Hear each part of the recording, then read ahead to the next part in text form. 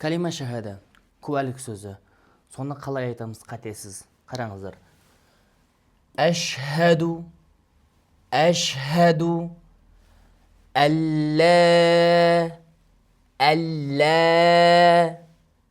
иләһә, иләһә, иллаллах, иллаллах, әшхәду әллә иләһә иллаллах. Мен Алладан басқа Құдайдың жоқ екендігіне, басқа тәңір жоқ екендігіне куәлік беремін деп куәлік бересіздер. Кейін жалғасында ва әшхәду әннә Мухаммадан абдуху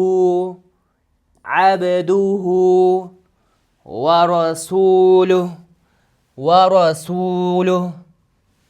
Және Мұхаммад саллаллаху алейхи уассалам ол кісі Аллахтың құлы екендігіне және Алланың елшісі екендігіне куәлік беремін дейсіздер. Көбірек қайталап жүріңіздер, күніге қайталап жүріңіздер. Соңғы кімнің сөзі осы болатын болса, оның орны жәннат дегендей. Сондықтан бұл сөзді қатесіз айтуға және де барынша көбірек айтуға тырысыңыздар. Пайдалы болсын.